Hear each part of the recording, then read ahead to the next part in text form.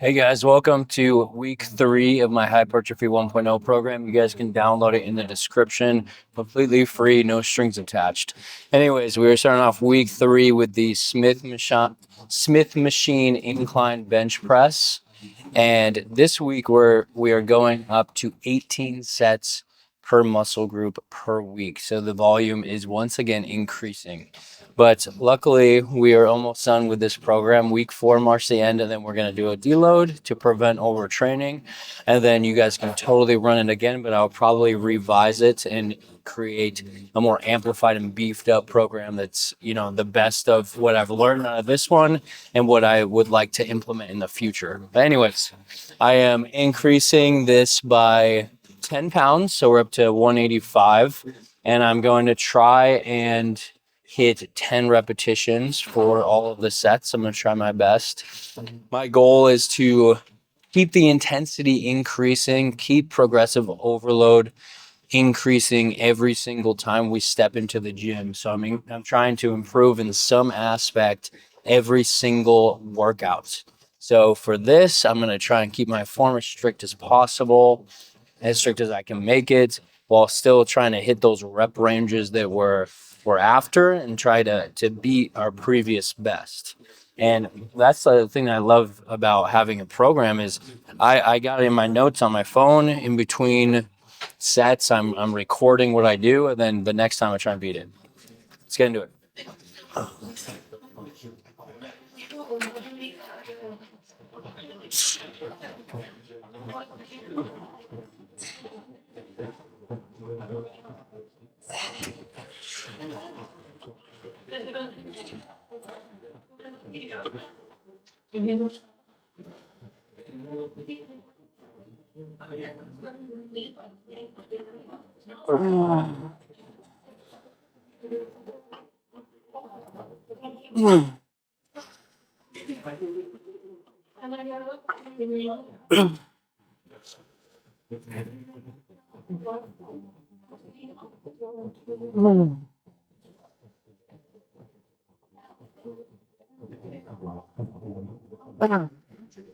Okay, I count that as an absolute win. I think that my form was pretty good, and I actually hit 11 repetitions. So that's an increase in weight plus an increase in reps.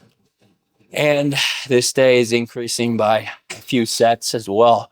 So it's a great start to the session. If I'm being honest, that was a pretty challenging set. That was probably like an RPE of 8 or 9. And if you guys don't know what that means, it means rate of perceived exertion. So it's like a self-evaluating scale where you can, after each set, you can kind of measure based off of how much effort you put in, how difficult this set was. So it's a scale of 1 to 10. So the higher you are on the scale, like an 8 or 9, that would be pretty intense versus like a 10 would be like an all out, or you got nothing at all. It's kind of a way for you to be honest with yourself and figure out exactly how hard you are going and how hard you may have to adjust for and how close to failure you are actually getting. So I think that RP is like a pretty reliable scale. And I'm thinking that I might implement it into my lifting. Maybe I'll start writing it down next to the sets and reps that I record.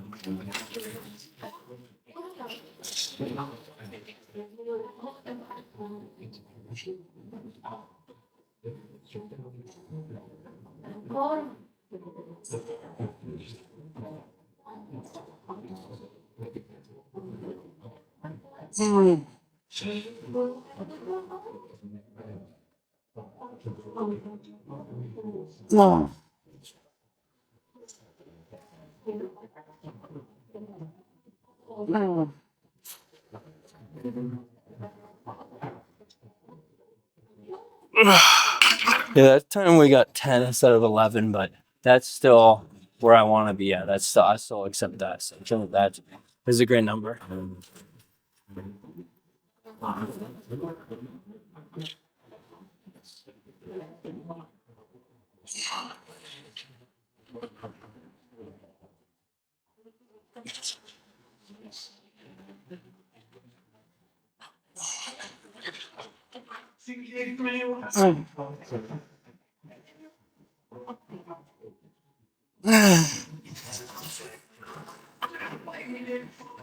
Two more.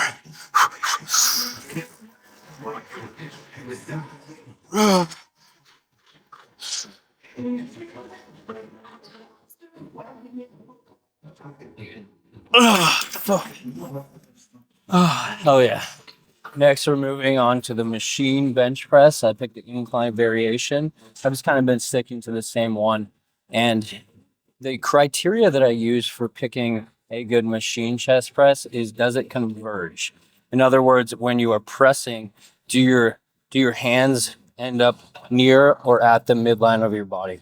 Because one of the functions of the chest is to do adduction across the body. So using the arm and bringing it towards the midline. So anything that can both be pushing out with a lot of tension, but can also converge in is going to be the best bang for the buck, especially on a day where our main compound lift for the chest is something like the incline bench press where the bar is fixed. So there's no converging at all. That one's just to create a lot of mechanical tension and overload potential.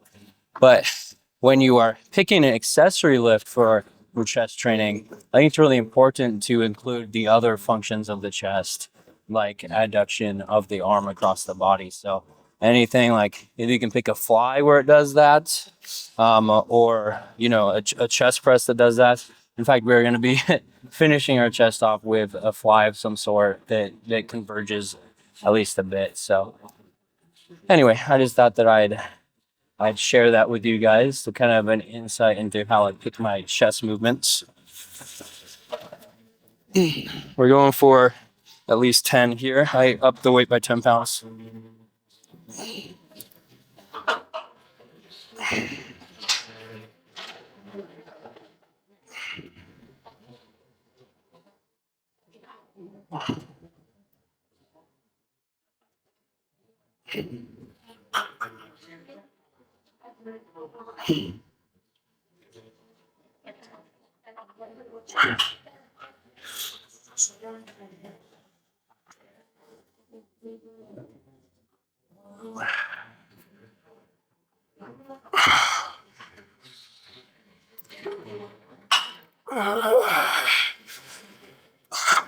Okay, I'm counting that as 12.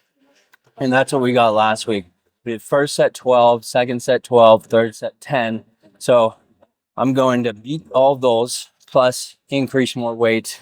And yeah, I'll be happy with that if I can make that happen, which I think I can. I find that when doing movements very, very fixed like that, especially after a movement which mimics the same motion, so it's using the same muscles, I find that you really got to emphasize your rest. If you're not resting enough or properly, then it can really get in the way of the quality that you're producing during your sets.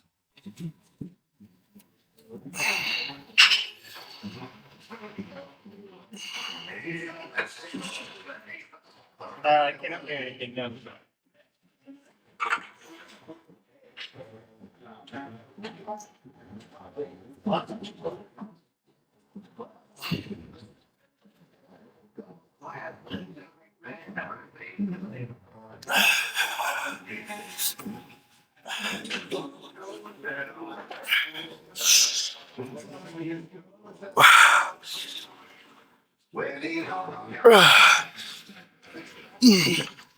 I've noticed when it gets really hard, a lot of guys like to shortcut their range of motion, kind of slicing in half. With chest training, they usually just get like to about right here instead of walking out completely and really puffing their chest out at the bottom to get a deep stretch. And if you're doing that, you're really shortchanging yourself, just like the last tip I gave, because you really want to be getting that full range of motion, get that full stretch, and take your chest through its paces.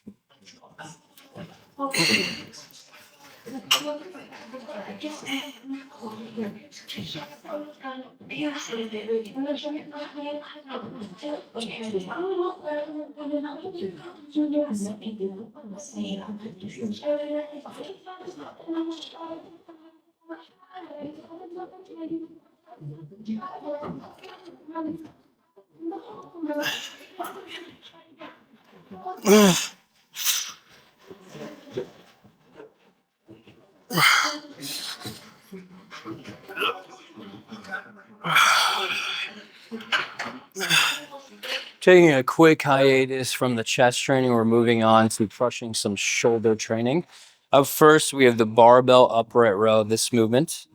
And today we are actually going up to 5 sets. In the last 2 weeks, we have done 4 sets of these, but we're going up to 5. Even though we're doing a ton of sets, and 5 is a lot for one exercise, in my opinion, I'm still upping the weight. So we're going to 80 pounds because last time it felt a little bit easier to get 12 repetitions. So we're going to try for 80 pounds for 12 repetitions for 5 sets. I'm going to try my hardest to hit those metrics. I don't know if I'm going to be successful, but as long as we're putting our best foot forward and I'm putting as much effort as I can, that's still a sign of success in my book. So let's start. Let's do the first set without further ado.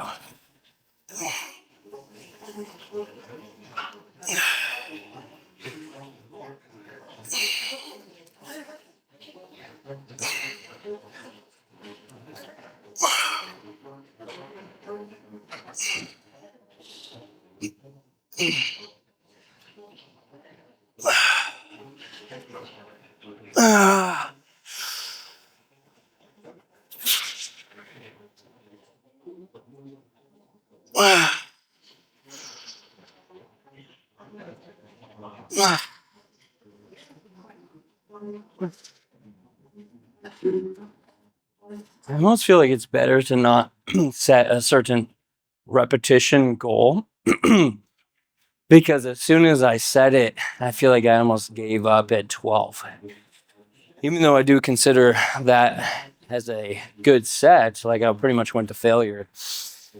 I do feel like if I didn't have that goal of 12 repetitions for this set in my mind, then I may have been able to hit 13, 14, maybe even 15.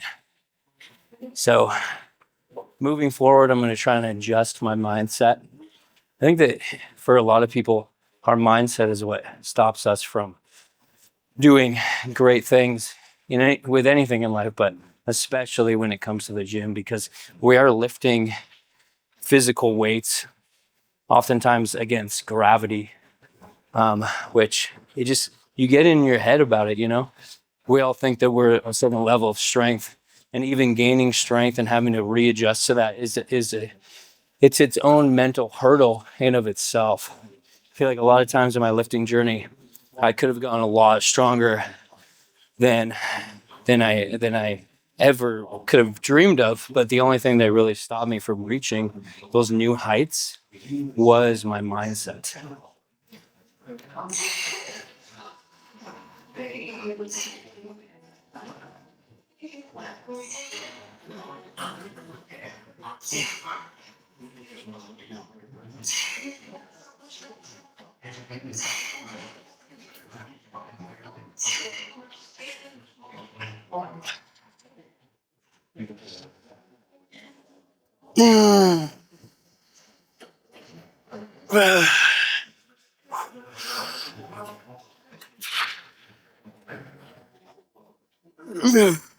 Fuck. This is one of those movements where you can almost turn it into more of a power exercise.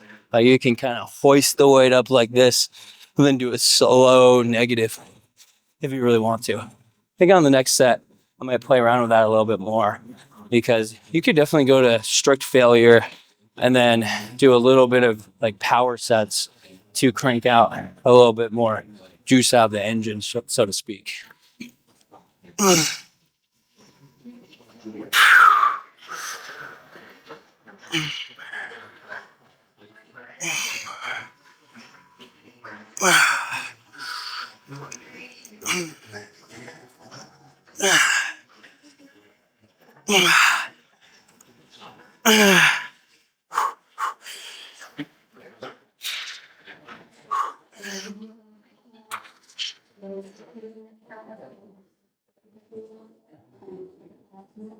It's almost like doing a strict overhead press versus, more of a push press. I think that comparison especially holds true because these are working almost identical muscles. They're very, very similar movements. They both hit the shoulders very hard, the traps to a small degree. So in the future, I'm definitely not going to be programming 5 sets if I can help it. I would rather split the 5 sets into 2 different movements. That's just because, for whatever reason, maybe it comes back to the mindset thing that I was talking about. But after like a few sets, then I feel like I start to rush through the remaining sets of a given exercise. I just get a little bit too settled and it becomes easy. Maybe that's something that I need to work on myself. Let me know if you guys feel the same way about doing, 4, 5, 6, 7 and onward sets of one given exercise at the gym, especially when you have all these other exercises and sets and reps to perform. For me, I tend to kind of dread it and overlook it a bit. I like breaking up the sets with different exercises. And I also think that breaking up your sets in one exercise and adding it to other exercises of the same muscle group is a great thing, because then you're training the muscle group in a slightly different way. Even going from a Smith machine bench press to a machine bench press is adding a sort of novel stimulus to your muscles that you wouldn't get if you just did 5 sets of either one individually. Okay, this is set number 4.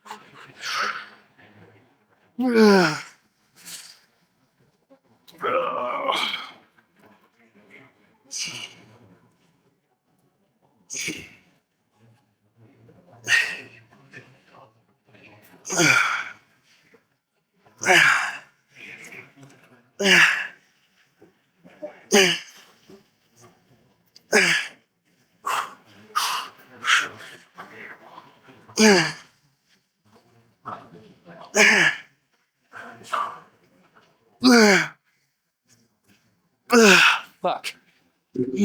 Okay, well, I hit my quota, so to speak. I got 5 sets, 80 pounds, 12 repetitions each set. That last set definitely wasn't ideal.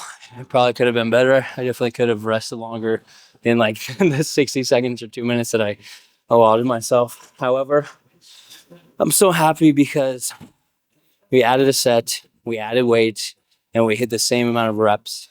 And next time we'll work on the form. We'll keep everything else the same. How about that? We're finishing off our shoulders with some side lateral dumbbell raises. So just the dumbbells like this. The main thing that I'm trying to enact with my form is I'm trying not to shrug up the weight. So I'm trying to keep my upper traps out of it and just focus on bringing up my arm, because that will shorten this muscle, your lateral deltoid head, which is the one that we're trying to train here. I don't train the front deltoid on my upper push days because we get enough stimulus through doing our pressing. Our pressing is working to a large degree. We already have a lot of pressing in this workout. So we're just focusing on this, and then on our upper pull day, that's when we're focusing on the rear delt. So with this one, just bringing the arm from here to here. Today, I'm going up 5 pounds in each dumbbell from 15 to 20, and we're going up from 3 to 4 sets. So this one, actually, I think that last week we did 4 sets as well. So we're sticking to 4 sets. However, we are going to try to hit 12 repetitions for 4 sets with this added weight so that we can enact progressive overload once again. Yeah.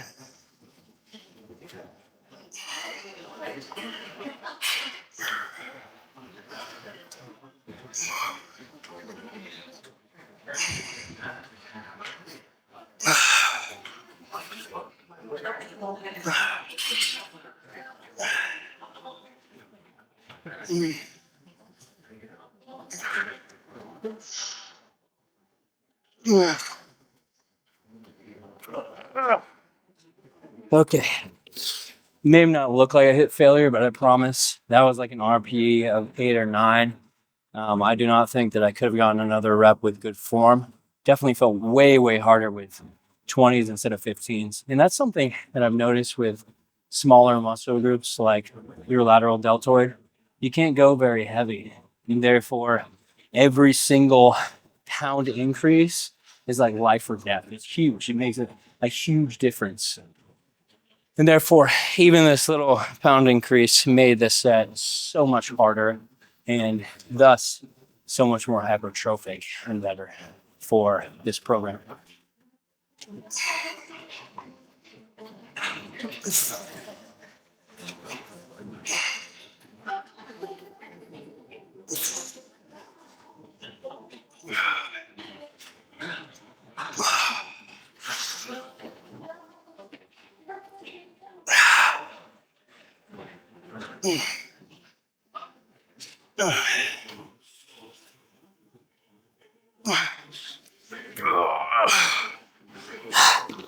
A lot of people will tell you to rotate your pinkies up, which internally, whenever you go like this, internally rotates your shoulder, which preferentially targets the lateral deltoid because of the angle it's facing against gravity when you do that. I think if you guys want to add that extra little stimulus, that's a great idea. A lot of people also complain that it causes some shoulder issues, and that's just because internally rotated while you're doing this may not be ideal for shoulder health, but that's everyone's different. You know, everyone has slightly different anatomy, different rotator cuffs and stuff like that. Doesn't vary much, but it can vary a little bit. So, you know, I'd play around with it. If you feel like it's hitting your lateral deltoid more without any pain or issues, then by all means do it. I'm just more focused on keeping the strict form when I can.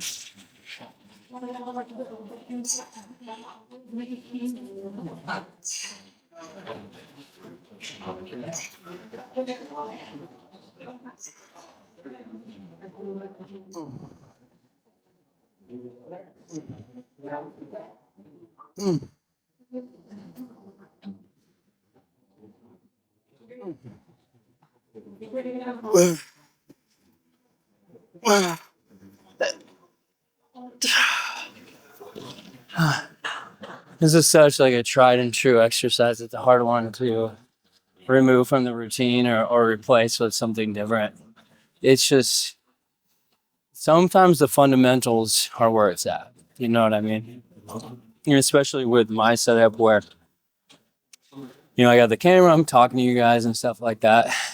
It's easy to isolate myself with dumbbells versus if I were doing something fancy, then it becomes a lot more challenging to get the setup, not bother people.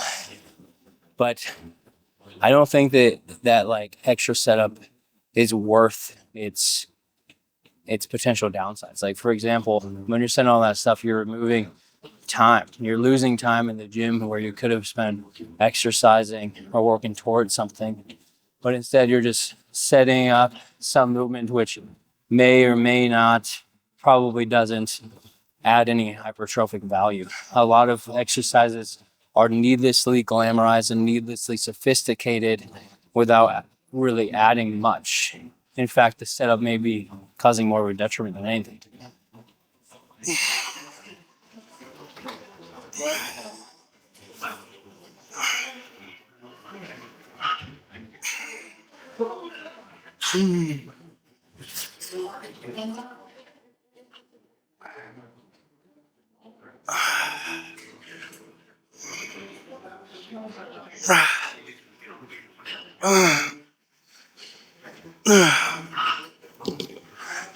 Okay, I'm gonna hit my triceps next over the cable push down machine and then do the overhead tricep extension, and then we'll finish off with the machine chest press just to, you know, add in some additional volume to the chest for hypertrophy's sake.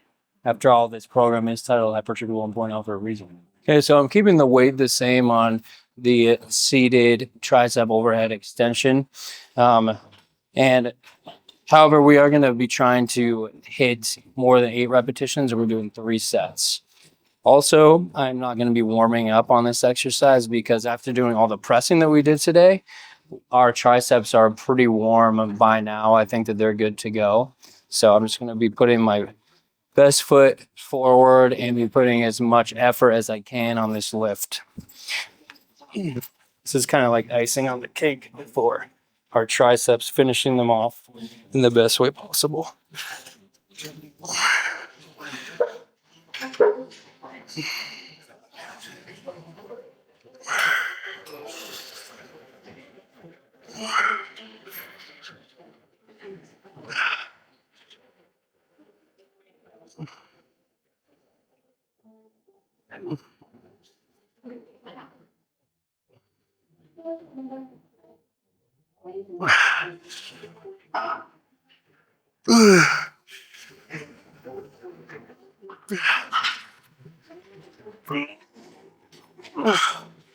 Okay, I got 12 there.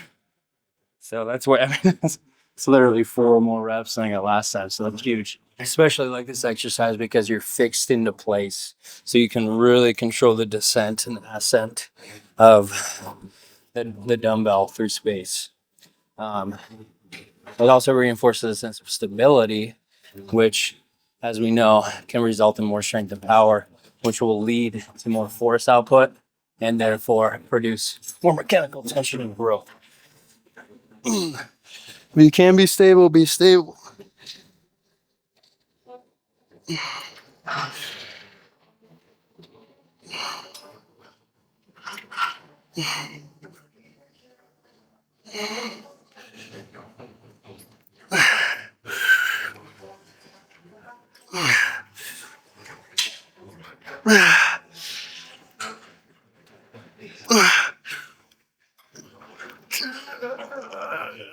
Okay, only 10 that time, but we're still beating last time.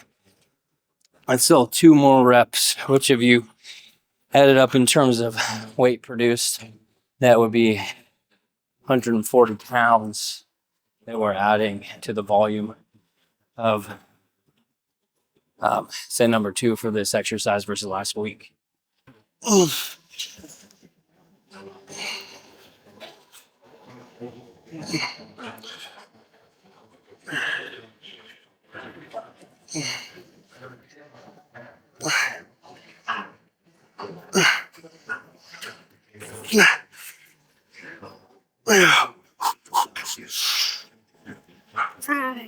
One more.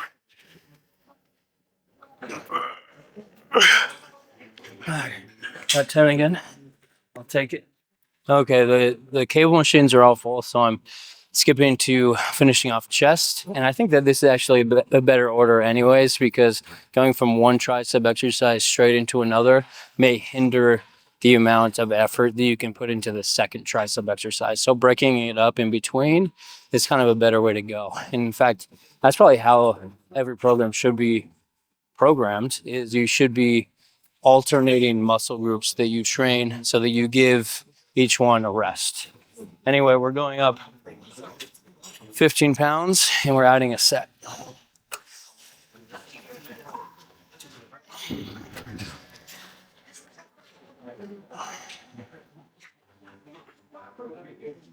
This is using the adduction across the body, like I was talking about, the chest has a function for.